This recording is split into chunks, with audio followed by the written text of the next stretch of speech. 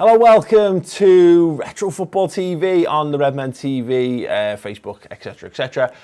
It's transfer scouting time. It's episode 4. Those of you who watched the first 3 episodes of the main series will know things are going slightly better. After last week's desperation to buy goals, we bought Shearer. He scored a couple of goals and Chris got all touchy-feely, which was delightful to see.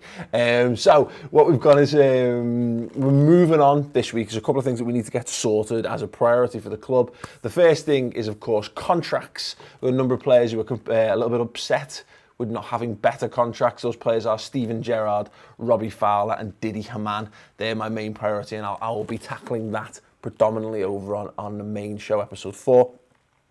2 bits of news coming out of the back of last month. A bid was lodged for Jørgen Nielsen. So fingers crossed on that one. Something should be happening on that pretty shortly. And Kim Kallstrom, we didn't include this in the last part, but yeah, we couldn't afford him. He had a minimum fee release clause of 1.8 million.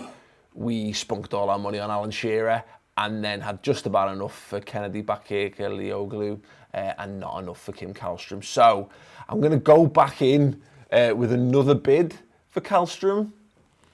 A lower bid that has minimum fee. I have no idea why Hacken would accept that, but I'm going to do that nevertheless, in the hope that we've got about 775,000 to spend there or thereabouts. So yeah, let's see how that gets on. Anyway, I think there's something we need to be sorting as well. What I've done is, because we've got to build for the future as well, it can't all be based on our future knowledge. We've got to use the guys we've got in here at our disposal. And I've looked at our staffing, and I'm not especially happy with what we've got. So what we've got is, we've got Terry Berry, the amazingly named, currently scouting the next opposition to get an idea of who's coming up for us. But then after that, what I want to do is to get some scouts looking at, into Scandinavia.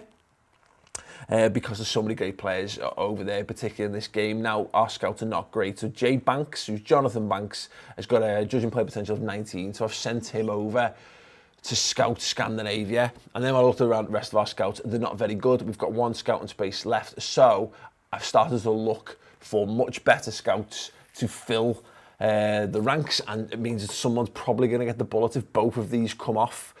Both of these guys far better than what we've got at the moment.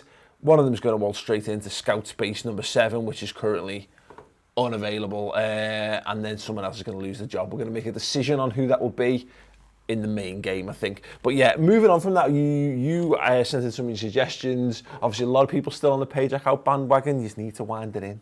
You need to wind it in. The corner's been turned. I asked you for some suggestions for players that we should be scouting. And those players were as follows. There was a good shout here. Calcer A said scout Riquelme. So you know what? Let's do just that.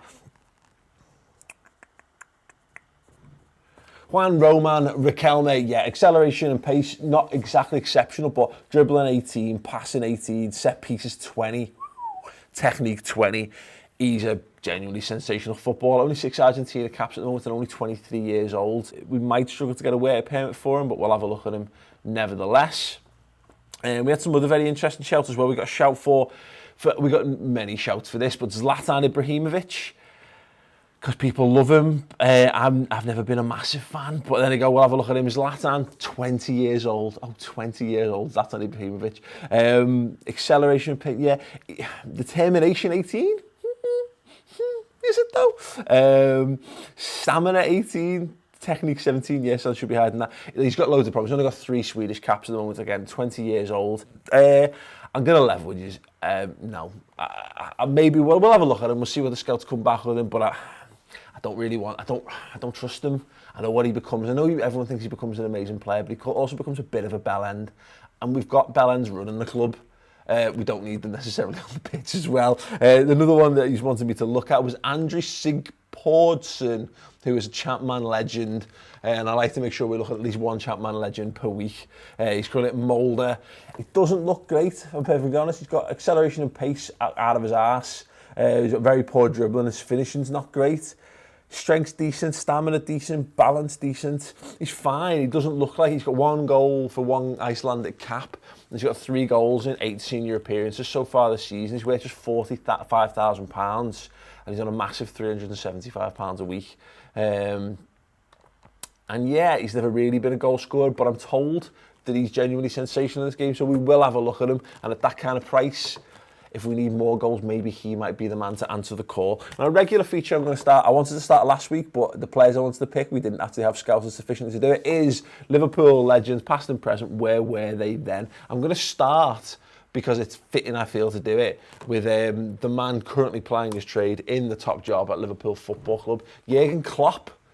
Back in these days, in 2001, 2002, was at Mainz, of course, aged just 34. What interesting to know, his motivating was 16, so obviously a little bit of room for improvement to get that absolutely spot on. Tactical knowledge, 16. Prefers a patient style of play. Maybe he developed the heavy metal football as his career developed as well. And ones, as I said, we're still waiting on scout reports to come back from the likes of Fernando Torres, Luis Garcia, Xabi Alonso. So I thought I'd look at ones that we actually have available to us to take a look at right now. And they're not necessarily the greatest of Liverpool legends. In fact, I feel embarrassed even saying the word legend when I'm talking about them. Harry Kewell, 23 years old, he's absolutely frigging amazing in this game. Dribbling 19, stands out flair 20, technique 20, acceleration and pace 16 and 17, passing 17. He scored 2 in 10 so far in the league. He's got 3 assists as well, 7.8 average rating. He's on £47,500 a week, which would pretty much make him our top earner, even if we got him in at that.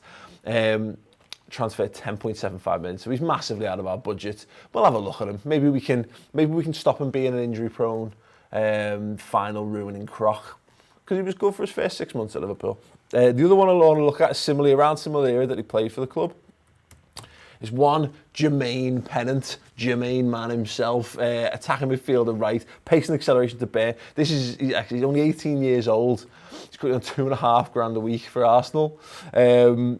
He's worth £2.3 million, and he's been at Arsenal.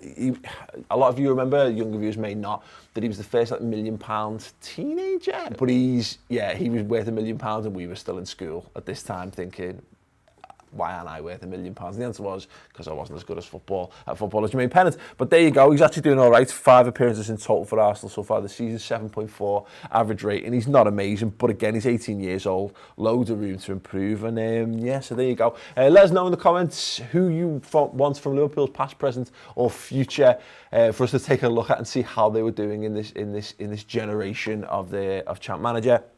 Stay tuned for the main show this week. You can go over there and watch it on Retro Football TV. It's going to be amazing. As I say, bids accepted for Jurgen Nielsen. What happens next? Will Kim Kallstrom finally join up with the club? How's the contract negotiations going to go down? Will they go down as smooth as I hope they're going to go down? How will Chris continue to handle the pressure of the calls for Paycheck out, despite the fact that we've clearly turned the corner? Will Alan Lachira continue to bang the goals in? All these questions answered, probably, and possibly more, or possibly less, over on week 4, episode 4 of the Champ Man Liverpool 0102 Challenge.